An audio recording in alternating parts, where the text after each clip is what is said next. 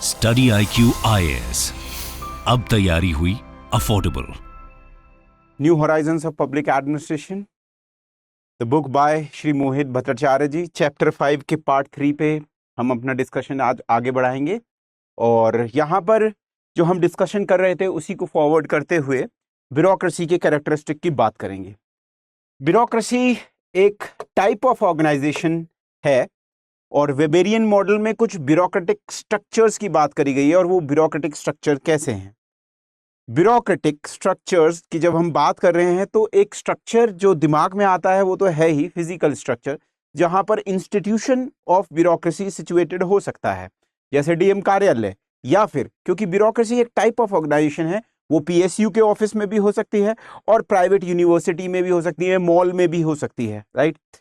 सो bureaucratic structure की और जो एक खासियत है वो है पैटर्न ऑफ बिहेवियर, वहां पर pattern of communication, pattern of people who are working over there, how do they are managed, fine. So in designing the legal rational authority system, Weber formulated the following structural propositions. So official tasks जो होते हैं continuous basis पे होते हैं और regulated basis पे होते हैं, मतलब कि एक दायरे में होते हैं, continuous होते हैं, day in and day out. So whether it is the structure of a mall, it doesn't stops after 3 days. It is a continuous process, क्योंकि कैपिटलिज्म ऐसा चाहता है। और साथ में या फिर डिस्ट्रिक्ट मैजिस्ट्रेट का कार्यालय हो, वो भी कंटिन्यूअस बेसिस पे होता है। कोई व्यक्ति आ सकता है, जा सकता है, ट्रांसफर हो सकता है, मृत्यु भी हो जाए, कोई फर्क नहीं पड़ता, कोई और आके रीन संभालेगा और आगे चीजों को बढ़ाएगा। ऑफिशियल जो टास्क होते हैं, ऑफिशियल टास्क कंटिन्यूअस बेसिस पे होते हैं, रेगुलेटेड बेसिस पे होते हैं। टास्क को सब डिवाइड करा जाता है फंक्शनली डिस्टिंक्ट स्फेयर में, और हर एक अपनी रिक्विसाइट सैंक्शंस होते हैं, ऑथोरिटी होती है। अब इसको आप समझ सकते हैं कि चाहे ओवरऑल किसी पीएसयू को चलाने का कार्य हो, या फिर किसी आईटीसी जैसी कंपनी या रिलायंस जैसी कंपनी या डिस्ट्रिक्ट कार्यालय को चलाने का काम हो, वहां पर लोगों के टास्क डिफाइंड होते हैं। कुछ पुलिस के काम होंगे, कुछ बीडीओ के काम होंगे, कुछ आपके डेवलपमेंट के वर्क होंगे पंचायती राज के थ्रू, तो सीईओ होगा जिला पंचायत में, या फिर डिस्ट्रिक्ट कार्यालय में डिस्ट्रिक्ट मजिस्ट्रेट होंगे, एसडीएम्स होंगे, डीएसपीज होंगे। Offices are arrange in hierarchy. Hierarchy का मतलब यह है कि एक तरफ से कमांड आएगी और उसको इंफॉर्मेशन ऊपर से नीचे आएगी और नीचे से ऊपर अपडेट्स लिए जाएंगे काम के, अकाउंटेबिलिटी भी तय होगी। सो यदि आप भारत के बात करें तो जिला प्रशासन को इसका एक उदाहरण माना जा सकता है। District magistrate, sub divisional officer, तहसीलदार, नायब तहसीलदार, और उसके नीचे हम बात करें तो कानूनगो और पटवारी तक, ये इस टाइप की हायरार्कीज में ऑफिसेस बटे होते हैं। Official work conducted according to the rules, trained men are necessary. So official work जो भी होगा, अब आप यहां पर अगर मैं बात करूं तो डिप्टी एसपी को ले लीजिए, या फिर आप यहां पर एग्रीकल्चर अधिकारी को ले लीजिए डिस्ट्रिक्ट स्तर पे, या बेसिक शिक्षा अधिकारी को ले लीजिए, एक पोस्ट होती है, डिस्ट्रिक्ट मजिस्ट्रेट को ले लीजिए। यहां पर टेक्निकल और लीगल रूल्स की आवश्यकता होगी, legal rules and technical rules, ठीक है। आपको अकॉर्डिंग टू लीगल प्रोपोजिशन काम करना ही पड़ेगा। यदि आप डिस्ट्रिक्ट मजिस्ट्रेट हैं भी तो भी आपको बहुत सारे नियम कानून मानने पड़ेंगे। टेक्निकली भी आपके साथ जो स्पेशलिस्ट व्यक्ति होंगे वो जुड़े हुए होंगे, चाहे वो आपके मेडिकल स्टाफ हो, सीएमओ के तर्ज पे काम करने वाला, या फिर वेटनरी ऑफिसर हो, राइट। सो आप एज अ लीडर, और पूरी की पूरी bureaucracy as a leader technical और लीगल प्रिंसिपल्स पे काम करती है, इसीलिए यहां पर ट्रेन्ड मैन जरूरी हैं। तो लीगल रैशनल ऑथोरिटी की जब बात होती है तो ट्रेन्ड मैन चाहिए, मतलब जिनको इन नियमों को लगाने का अनुभव हो और साथ में ट्रेनिंग करके आए हो। इसी वजह से आपकी ट्रेनिंग होती है जब मसूरी में फाउंडेशनल कोर्स करने जाते हैं या अन्य एकेडमीज में जाते हैं। ऑर्गेनाइजेशंस का रिसोर्स बिल्कुल डिफरेंट है प्राइवेट इंडिविजुअल से। सो प्राइवेट इंडिविजुअल से ये अपेक्षा नहीं करी जाती है कि दे विल ब्रिंग, चंदा इकट्ठा करके लाएंगे एंड वर्क में देंगे, नहीं। गवर्नमेंट है, ट्रेजरी में पैसा जाएगा, एप्रोप्रिएशन होगा, कंसोलिडेशन फंड ऑफ इंडिया से पैसा आएगा, ग्रांट्स मिलेंगी मिनिस्ट्रीज को, डिपार्टमेंट्स को, स्टेट्स को, पैसा रेवेन्यू आपका रिकमेंडेशन होगा, फाइनेंस कमीशन से पैसा आएगा, उसके लिए अलग बजटरी एलोकेशंस हैं, राइट। और वो पैसा, बजटरी एलोकेशन का पैसा आपका अपना पैसा नहीं है, holder of office can not appropriate the office. Appropriation, किसी भी चीज को कहीं जमा राशि को निकाल लेना, जैसे एप्रोप्रिएशन एक्ट पास किया जाता है कंसोलिडेशन फंड ऑफ इंडिया से पैसा निकालने के लिए, ऐसे ही जो ऑफिस है वो सेपरेट है, आपका अपना ऑफिस नहीं है, वहां की टेबल चेयर कंप्यूटर आप घर ना ले जाएं, राइट।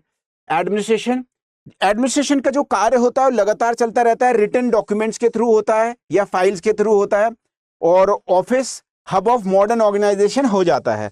सो यहाँ पर बहुत सारे कार्य एक जगह स्थित हो जाते हैं, कम्युनिकेशन हो रहा है, चेन ऑफ कमांड चल रही है, आदेश दिए जा रहे हैं, उसके रिटर्न्स आ रहे हैं, पूछा जा रहा है क्या कार्रवाई हुई, क्यों नहीं हुई, और उसको कैसे सुचारू ढंग से किया जा सकता है।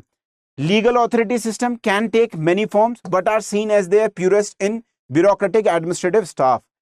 जहां पर भी लीगल आधार पे, लॉ के आधार पे कार्य हो रहा है, वहां पर कई तरीके की ऑर्गेनाइजेशन हो सकती है, एनजीओ भी हो सकता है, वो भी लीगल एंटिटी के थ्रू काम कर रहा है, पर सबसे ज्यादा जो manifestation of as a legal authority हो रहा है वो ब्यूरोक्रेटिक एडमिनिस्ट्रेटिव स्टाफ के संदर्भ में हो रहा है, राइट, जो मैनेजमेंट कर रहे हैं, टू एडमिनिस्टर, राइट, वहां पर हो रहा है। प्राइवेट एंटिटी में भी ये देखने को मिल सकता है, पब्लिक एंटिटी में भी देखने को मिल सकता है। सो पब्लिक एडमिनिस्ट्रेशन का जो बैच है वो शुरू होने वाला है 28 अगस्त से।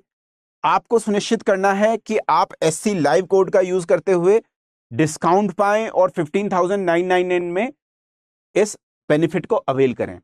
यहां पर आपको 1 to 4 PM रोजाना क्लासेस मिलेंगी लाइव। इसके अलावा 12 टेस्ट मिलेंगे जिसमें कि आपके 4 सेक्शनल हैं, 4 फुल लेंथ हैं, 4 full length and 8 sectional test मिलेंगे। प्रीवियस ईयर क्वेश्चंस के डिस्कशन, आंसर राइटिंग प्रैक्टिस, इसके अलावा आपके case studies, IIPA Indian institute of public administration, EPW के केस स्टडीज देखने को मिलेंगी, बहुत सारा डिस्कशन, और आपका जो भी डाउट क्लियरिंग सेशंस हैं वो इसमें सम्मिलित हैं, और बहुत ही इंटरेस्टेड क्लासेस। तो आपसे अनुरोध है कि you use SC live code which is the initials of my name SC Shekhar Chaudhary live and you can avail the benefit, right? Do remember 28 August 2023. Now, defining characteristic of the bureaucracy in its most rational form were identified as follows. So, क्या character विशेषताएं हैं? Administration का जो staff है, charge discharge of only the impersonal duty, they are personally free. तो यहां पर कोई भी जो कार्य हो रहा है वो इम्पर्सनल कैरेक्टरिस्टिक का है, इम्पर्सनल ड्यूटी। वहां पर ब्यूरोक्रेसी में जब आप काम करने जा रहे हैं तो वहां पर इमोशंस, रिश्तेदारी, दोस्ती, ये सब नहीं। वहां पर जो आपको डिफाइंड कार्य दिया गया है उसको करने के बाद आप फ्री हैं। पर्सनल स्पेस में ऑफिस के बाद आप कुछ भी कर सकते हैं। कुछ भी का मतलब है दूसरी नौकरी नहीं, मतलब beyond office, office with not control your life, ये है। There is a clear hierarchy of offices. We have discussed in the previous aspect also. Hierarchy of offices है, यहाँ DM साहब खड़े हैं, इनके नीचे SDM साहब, अन्य लोग काम करते हैं। Function of the office are clearly specified. जो भी कोई ऑफिस होगा उसके फंक्शंस क्लियरली स्पेसिफाइड होंगे। अगर डिस्ट्रिक्ट मैजिस्ट्रेट है तो उसके रेवेन्यू कोड में काम डिसाइडेड हैं। 1861 पुलिस एक्ट में कार्य डिसाइडेड हैं कि लॉ एंड ऑर्डर को देखेगा, और इसके अलावा डिस्ट्रिक्ट डिजास्टर मैनेजमेंट अथॉरिटी में कार्य स्थापित हैं कि इस चीज को देखेगा, राइट। तो और भी कार्य बहुत सारे दिए जा सकते हैं, पर कहीं ना कहीं वो रूल आर देयर। इसके अलावा officials are appointed on the basis of contract, so it is a contract. Even from the UPSC people are selected, it is also a contract, right, that you have to do certain jobs. If you will not do, you will be removed from the job, or for that matter even if you are in a private entity where there is a bureaucratic tendency, right? bureaucracy जो है कहीं भी हो सकती है। bureaucracy का मतलब civil services नहीं है। दो ऐसा समझा जाता है कि bureaucracy और सिविल सर्विसेज क्या है, कॉमन है। bureaucracy एक टाइप ऑफ ऑर्गेनाइजेशन है। अगर वैसे टाइप ऑफ फंक्शन किसी और जगह भी होते हैं वहां पर भी bureaucratic tendencies देखने को मिलती हैं। इसके अलावा selected on the basis of professional qualification, competitive exam, तो जो लोग कार्य कर रहे हैं उनको प्रोफेशनल उनकी एक जजमेंट किया जाता है whether they have mental capacity और नॉट। मोस्टली कॉम्पिटिटिव एग्जाम्स के थ्रू आपके तैयारी लोग आते हैं।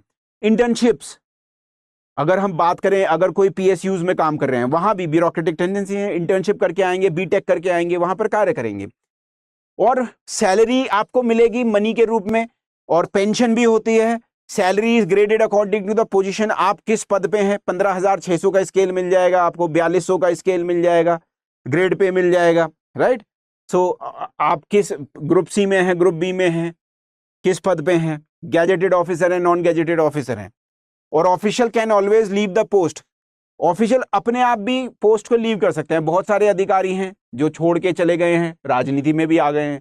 तमिलनाडु में आप देखें तो the person who leads one of the political party, right? There are others who were in bureaucracy have resigned and many of them have gone to other career path.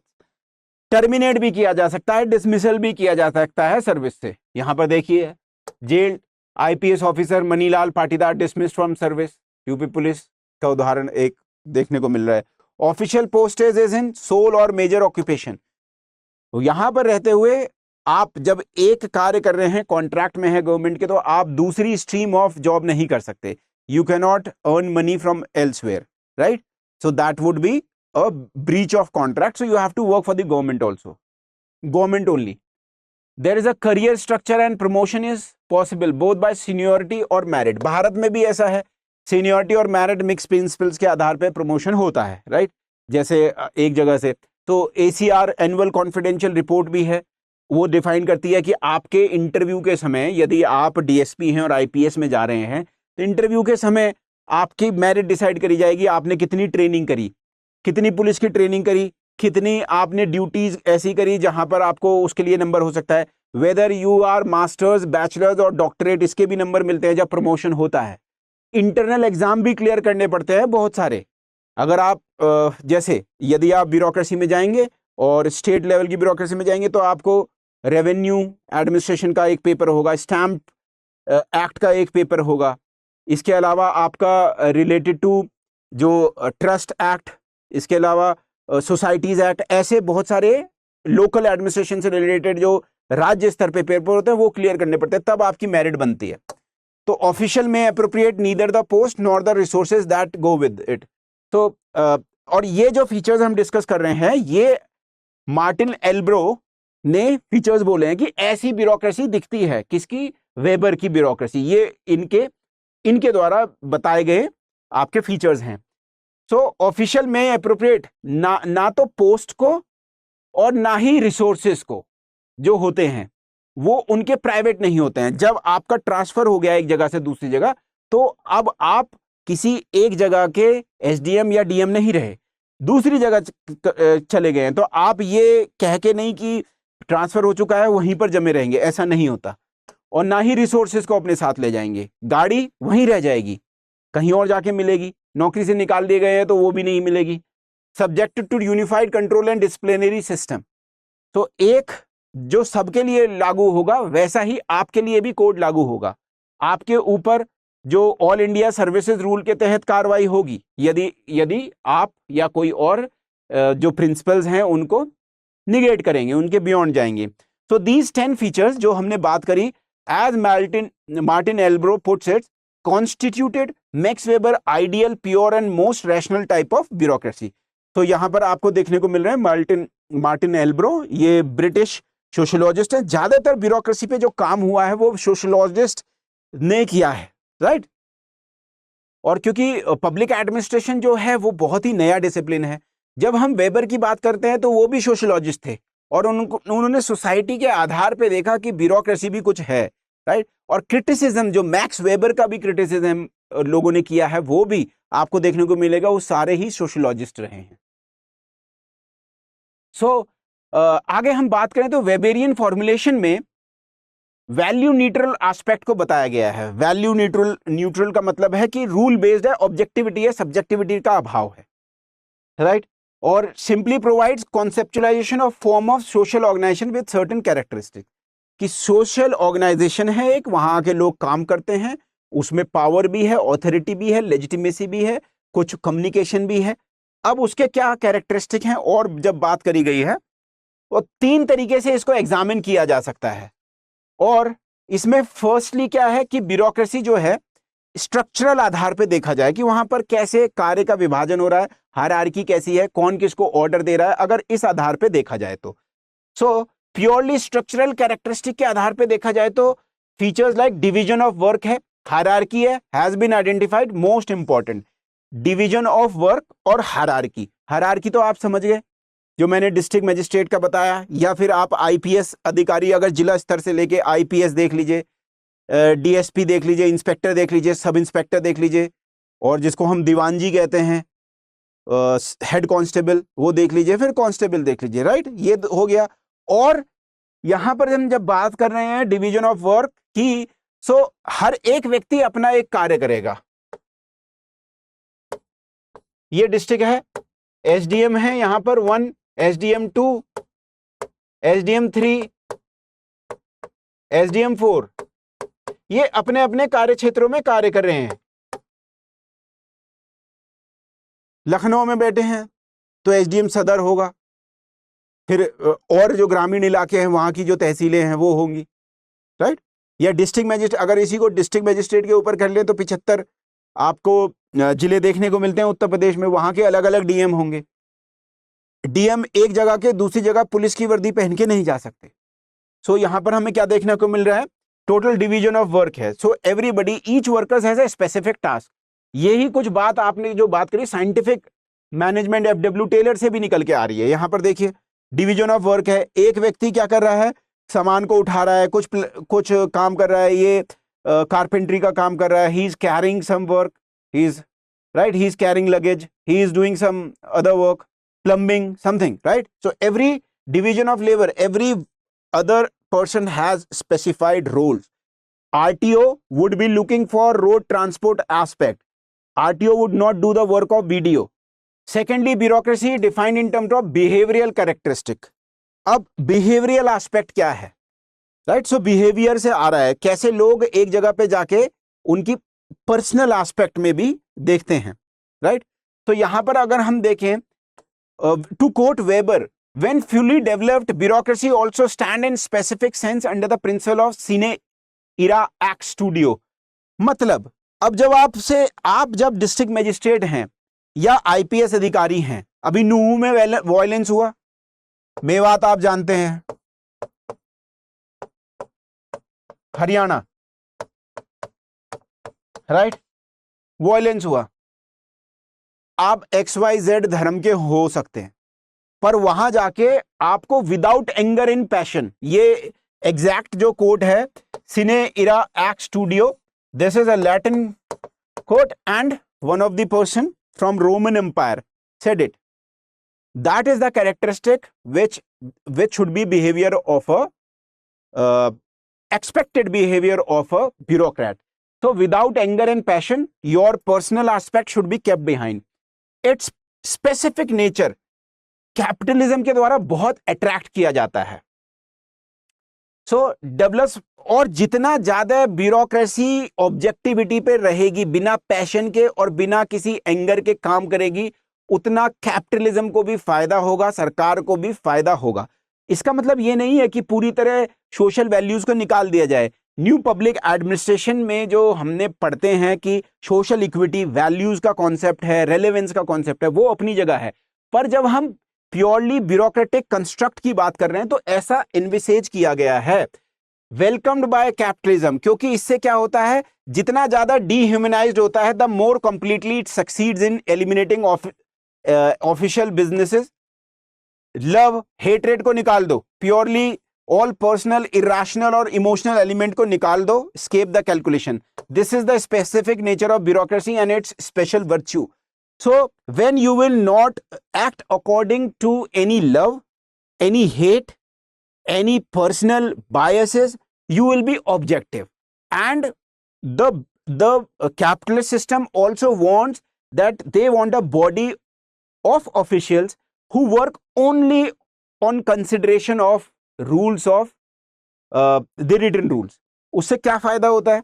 उससे ये फायदा होता है कि आप प्रेडिक्ट कर सकते हैं कि आने वाले 5 साल में 3 साल में क्या होने वाला है, मेरी बिजनेस कैसे बढ़ेगी, या ब्यूरोक्रेसी में भी प्रेडिक्शन हो सकते हैं। जहां पर भी सब्जेक्टिविटी रहेगी, जहां पर भी एंगर और पैशन होंगे, अब ये सब्जेक्टिव है, किसको कितना एंगर आ जाए, कितना पैशन हो जाए, कितना बह जाए इमोशन में, उससे क्या होगा, प्रेडिक्टेबिलिटी नहीं रहेगी। इसीलिए कैपिटलिज्म भी क्या करती है, ऐसे बिहेवियरल एस्पेक्ट को वेलकम करती है, और ये बिहेवियरल एस्पेक्ट अच्छा माना जाता है ब्यूरोक्रेटिक क्रिएशन में, जो क्योंकि वेबर बना रहे हैं। ये आइडियल कंस्ट्रक्ट है। आइडियल का मतलब दिमाग में ऐसा सोचा जा रहा है कि इस टाइप की ब्यूरोक्रेसी हो। वास्तव में ग्राउंड पे ऐसा होता है नहीं, 100% नहीं हो सकता, पर एक्सपेक्ट किया जाता है। जैसे मैंने नूह का वायलेंस बताया, तो एसएसपी पुलिस जा रही है, गिरफ्तार कर रही है, जो काउ विजिलेंटे थे उनको भी पकड़ लिया, जिन्होंने पत्थरबाजी करी उनको भी पकड़ लिया, एफआईआर दर्ज हो गई है, इन्वेस्टिगेशन होगी, चार्जशीट होगी, जेल जाएंगे। Thirdly, bureaucracy has been looked at from the point of view of achievement of purpose. ये उसका इंस्ट्रूमेंटल वैल्यू है कि ये क्या अचीव कर रही है। ये पेन है, इसका एक इंस्ट्रूमेंटल वैल्यू है, क्या है, मैं इसका यूज करके आपको पढ़ा रहा हूं। ऐसे ही ब्यूरोक्रेसी का इस इंस्ट्रूमेंट की तरह यूज करा जाता है। कौन करता है, गवर्नमेंट या फिर टॉप ऑफिशियल, इन्वेस्टर्स, अगर प्राइवेट की बात करूं तो प्राइवेट सेक्टर की बात करूं तो मैं। तो Weber wanted to construct ideal type a mental map of fully developed bureaucracy. अगर मैं इंस्ट्रूमेंट की तरह बात करूं, इसको कैसे यूज करा जा सकता है, ideal type. So mental map है, किसी भी चीज का मेंटल मैप आइडियल टाइप ही होता है। कोई भी पॉलिसी हम बनाते हैं तो आइडियल होती है, जब ग्राउंड पे लगाते हैं तब हमें पता चलता है उसमें क्या खामियां रह गई हैं।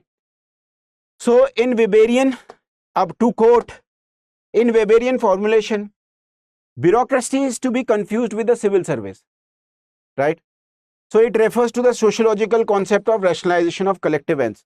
कई बार हम वेबेरियन कंस्ट्रक्ट में देखते हैं ब्यूरोक्रेसी आपका जो सिविल सर्विसेज से कंफ्यूज हो जाते हैं, ठीक है, पर ब्यूरोक्रेसी और भी जगह हो सकती है।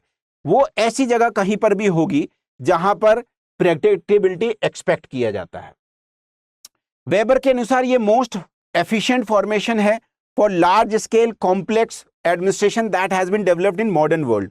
चाहे वो टैंक बनाने की फैक्ट्री हो, या एफडब्ल्यू टेलर ने जहां काम किया था और साइंटिफिक मैनेजमेंट आया, या डीआरडीओ हो, इसरो हो, या अमेजोन की फैक्ट्री हो, राइट, अमेजोन का जहां पर सामान रखा जाता है, डिलीवरी करा जाता है, ऐसे कॉम्प्लेक्स एडमिनिस्ट्रेटिव स्ट्रक्चर के लिए बहुत बढ़िया है। ये सुपीरियर है किसी और ऑर्गेनाइजेशन के व्यवहार से, जहां पर कि आपके इमोशनल एस्पेक्ट हो सकते हैं या मोनार्की चली आ रही हो, उससे बहुत सुपीरियर है। क्यों है, क्योंकि डिसीजन जो होता है प्रिसीजन से हो सकता है, एक्सपेक्ट किया जा सकता है कि क्या होगा, स्टेबिलिटी है, मेंटेनेंस ऑफ डिसिप्लिन है, रिलायबिलिटी कर सकते हैं, और हाई डिग्री ऑफ कैलकुलेटेबिलिटी देखी जा सकती है। सो अगर ब्यूरोक्रेसी को और हम चीजों से कंपेयर करें तो ये बिल्कुल ऐसी हो जाती है कि मशीन को नॉन मशीन से कंपेयर कर रहे हैं। मतलब ब्यूरोक्रेसी इतनी ज्यादा प्रेडिक्टेबल है जैसे कि मशीन है। आप मशीन के पास तो इमोशनल इंटेलिजेंस होती नहीं है, चाहे एआई भी आ गई है, राइट। सो अभी मशीन्स के अंदर फीड तो कर दिया गया है, बट स्टिल है तो वो मशीन ही, राइट, या कंप्यूटर है तो वो कंप्यूटर ही, वो उदास नहीं हो रहा है, खुश नहीं हो रहा है। ऐसे ही ब्यूरोक्रेसी को भी माना गया है, ब्यूरोक्रेसी अपने आप में मशीन की तरह काम करती है, उसमें इमोशनल एलिमेंट नहीं होते हैं। इसीलिए उस जो भी मशीन होगी उसको प्रेडिक्ट कर सकते हैं हम।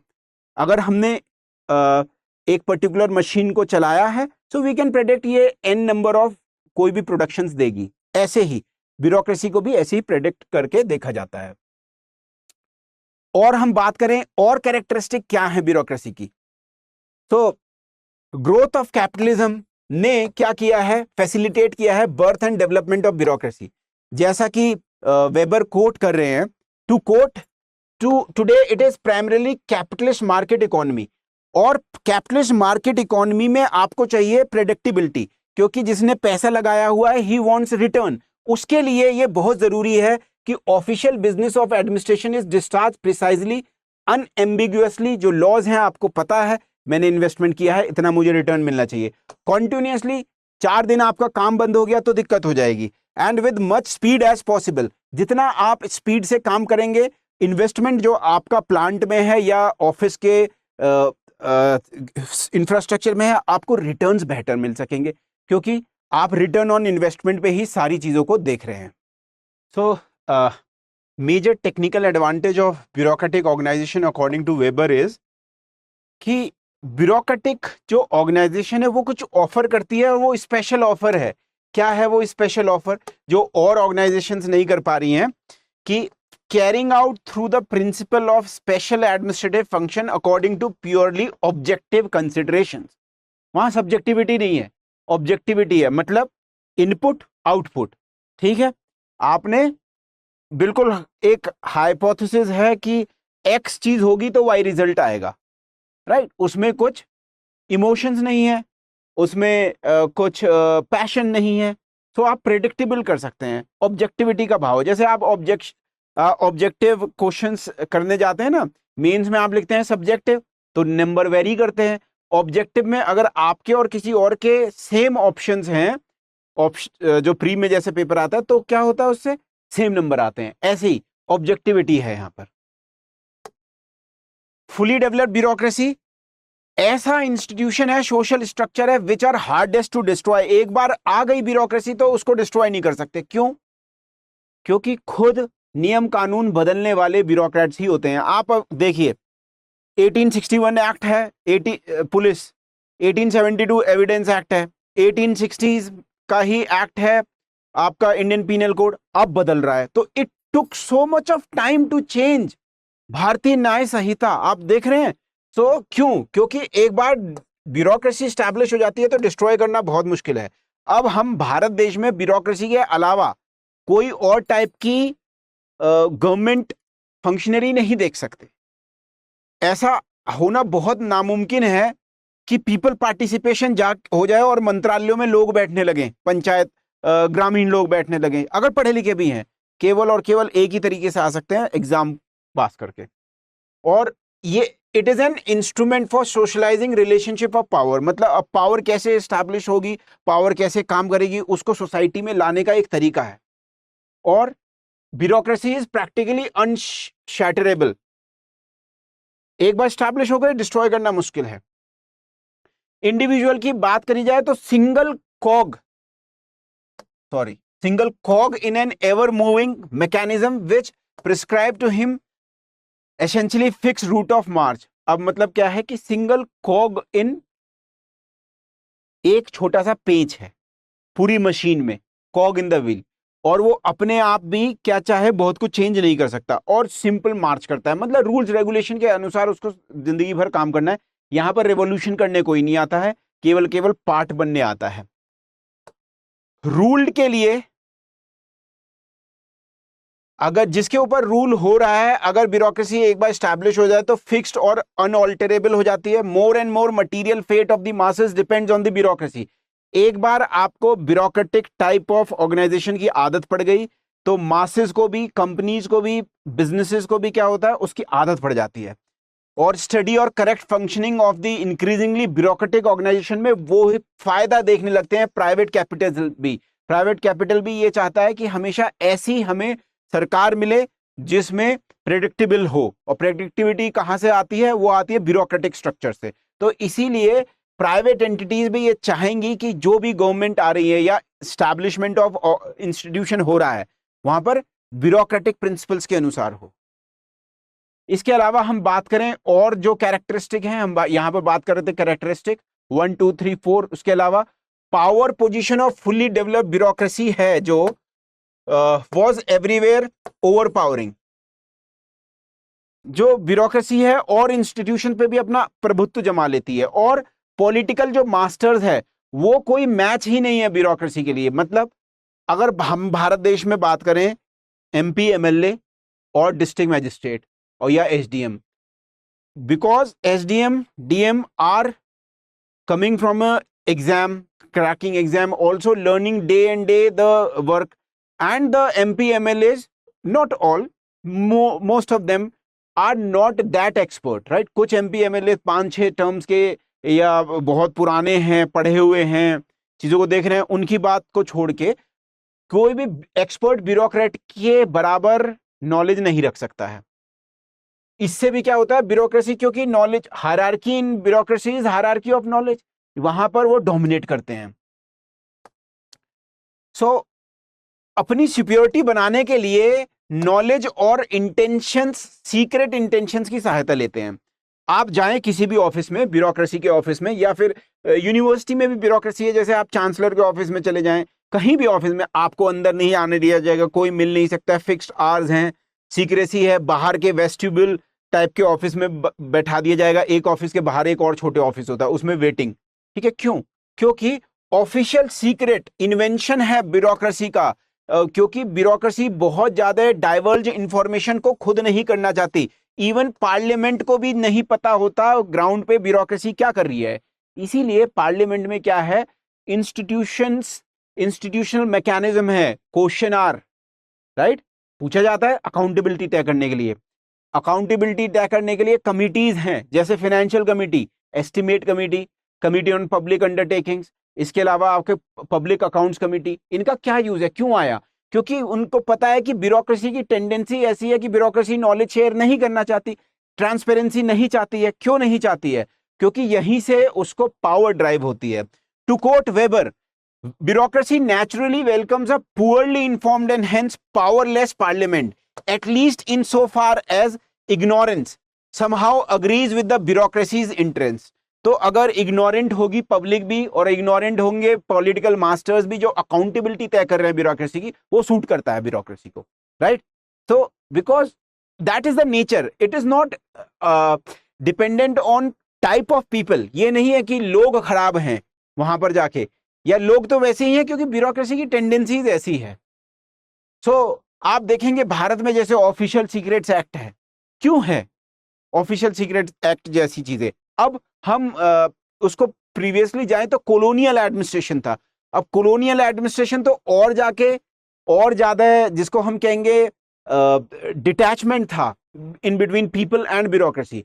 इसी वजह से क्या काम हो रहा है हमें पता नहीं चलता था, अंग्रेज क्या काम कर रहे हैं। उसके बाद भी ये रहा, अभी भी है, पर धीरे धीरे हम देख रहे हैं कि इंफॉर्मेशन डाइवर्ज हो रही है, टूवर्ड्स पीपल ब्यूरोक्रेसी बनने की कोशिश हो रही है, पर है तो ब्यूरोक्रेसी। और ब्यूरोक्रेसी की टेंडेंसी क्या है? इसीलिए मैं बता रहा हूं आपको कि it took so much of time to change the colonial practices, right? So that you see over here. So that is the lecture that we have for the day, and these are the handles of addresses of the Instagram and Telegram groups. You can connect with me, public ad by Shekhar. Over here, if you will join, you will find many of the good extract from the topics of whatever is happening in current affairs in public administration, यहाँ पर upload होता है। साथ में EPW के भी articles, साथ में IIPA जर्नल के भी आर्टिकल्स का एक्सट्रैक्ट और PPTs भी आपको वहां मिल जाएंगी। इसके अलावा बहुत सारी और जानकारी आपको वहां मिलेगी। ठीक है, आप मुझसे संपर्क भी कर सकते हैं, प्राइवेटली भी DM कर सकते हैं, and it's for you only. Please join this channel, right? And on that note we end this lecture. You will be seeing you soon in the next of the lecture, जो इस chapter का last lecture होगा। तब तक के लिए जय हिंद, जय भारत।